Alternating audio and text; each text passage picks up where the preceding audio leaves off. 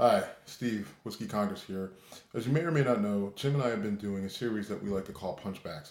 And Punchback is essentially where Jim or I see something in the news or on social media that rubs us the wrong way and we feel the need to respond. We try to be respectful to the people that we're responding to, but generally they've said something that we don't agree with and we feel that we have a logical response to.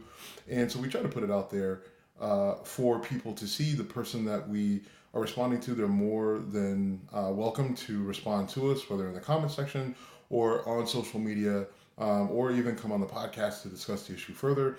But today's punchback, that is, it's going to be a little bit different in that it is directed at myself. Because I said something stupid on Twitter today, and I need to own that. And it's, it kind of I disappointed myself in this. But what happened? I was in a back and forth with Karen Hunter. She's on Sirius XM channel 126. She does the Karen Hunter show from 3 to 6 p.m. Eastern time. And she had taken issue with Donald Trump's notes that he had written himself when he was talking to the students from the Parkland shooting from last week.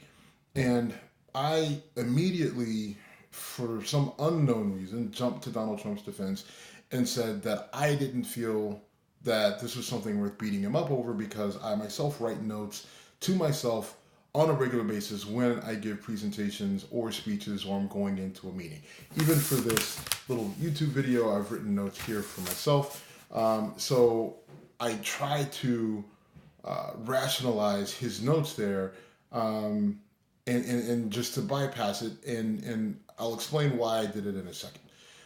She immediately, came back at me, and rightly so, and said, "But in this situation, do you need to write notes to yourself to be empathetic, to feel sorry for, to just to listen, to be able to say, encouraging words to people who've gone through something traumatic?" And my response was no.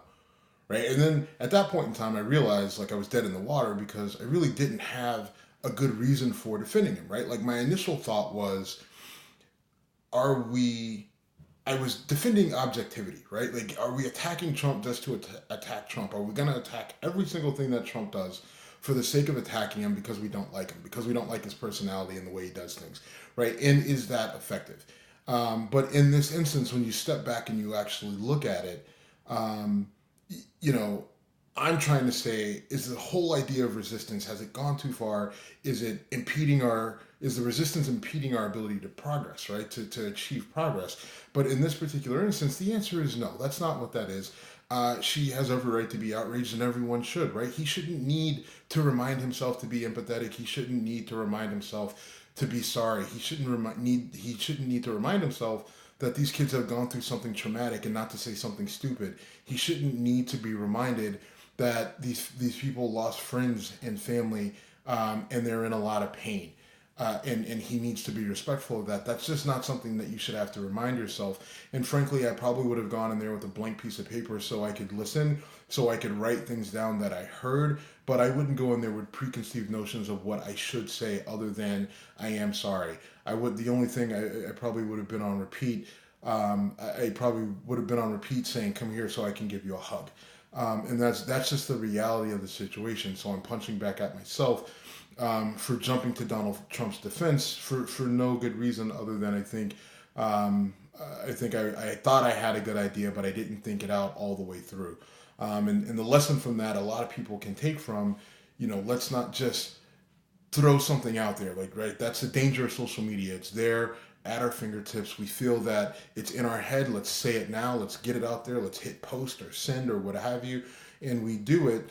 And a lot of people don't have regrets. They don't think, they don't go back and look at what they read. They don't, they go, they go, they go, they go, they go. And it's not always the most productive. And Jim and I, we like the idea of trying to be productive. We like the idea of trying to solve problems. And today I didn't solve one.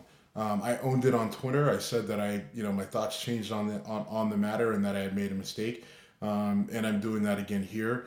It's not the biggest mea culpa of all time, and I'm not necessarily falling on a sword, but it does push forward the idea that let's think before we speak or tweet or post.